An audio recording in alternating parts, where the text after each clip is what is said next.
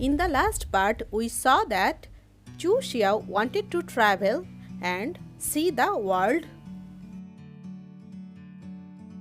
Xiao Che deftly prepared the tea as he continued to ask, "How long do you intend to rest?" "I don't know. It depends on my mood. Perhaps one day when I am broke, I will come back to get some food from you. That is why you must make sure you keep your throne properly.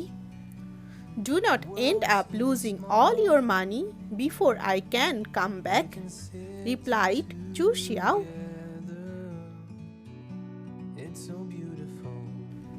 Hearing that, Xiao Che quickly picked up an envelope from the table and took out the thick stack of silver notes from within. He removed a good half of the notes and stuffed it into his shirt while muttering, "You will only return after you are broke? Then I must not give you too much money. If not, by the time you come back, you might have already become an old woman who does not even have any teeth left." Chu Qiao could not contain her laughter as she said, "Look at you. How are you like an emperor?" "Who says that emperors can't behave like this? You don't know how much I have suffered. I want to spend a little more money, but those old fellows keep complaining about the drought at the eastern region and famine at the western region. They want me to eat plain vegetables every day. They are all no good. I saved up for this myself instead of repaying my gratitude. You are making fun of me now?" The skies in Liang were shiny, with no clouds visible. As the sunlight shone on Xiao Che's foxy eyes, it made his look appear even more cunning.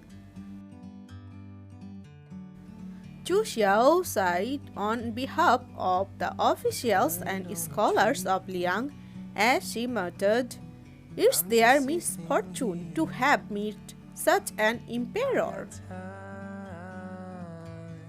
Xiao Che shook his head and sighed. In reply, "Xiao Xiao, you are ruthless.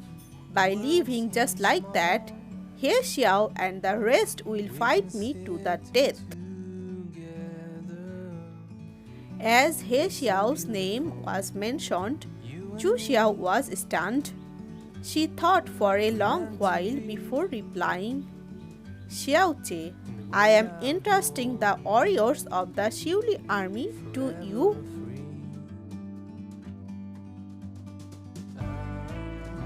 Xiao Che asked, "They are all my men. Why are you entrusting them to me?" Chu Qiao ignored his nonsensical remarks as she continued, "I have been thinking to myself these few months, was it my fault after all?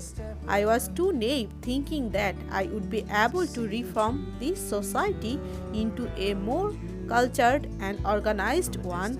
It's not like the picture that Da Tong painted.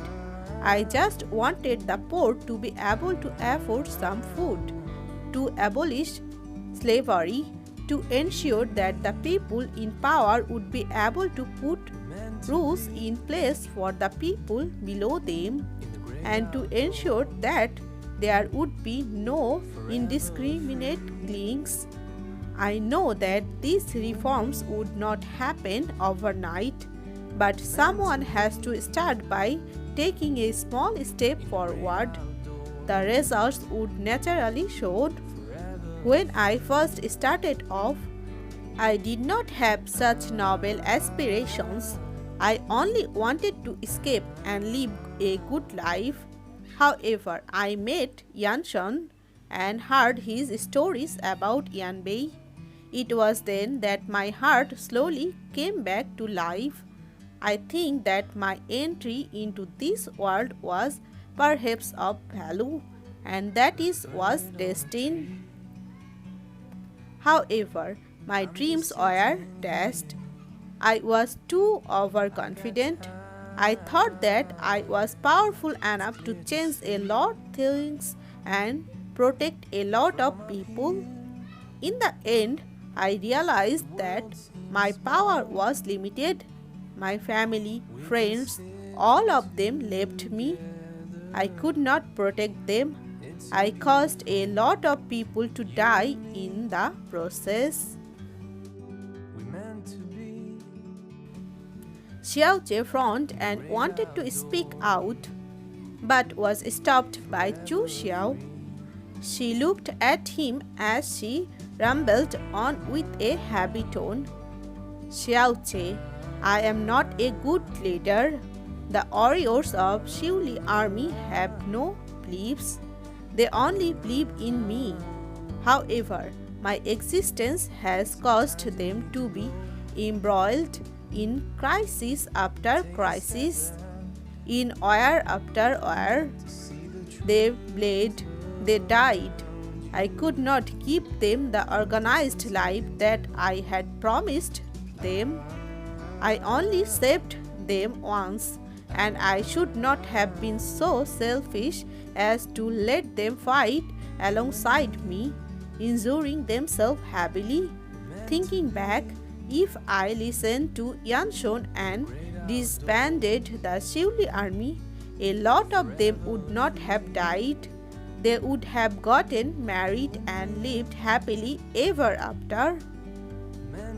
Chu Xiao's voice started to sound choked. She pouted as her eyes turned slightly red, but managed a smile as she continued.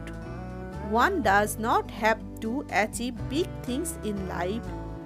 Getting married, having children, and living a happy life is also another way of living it.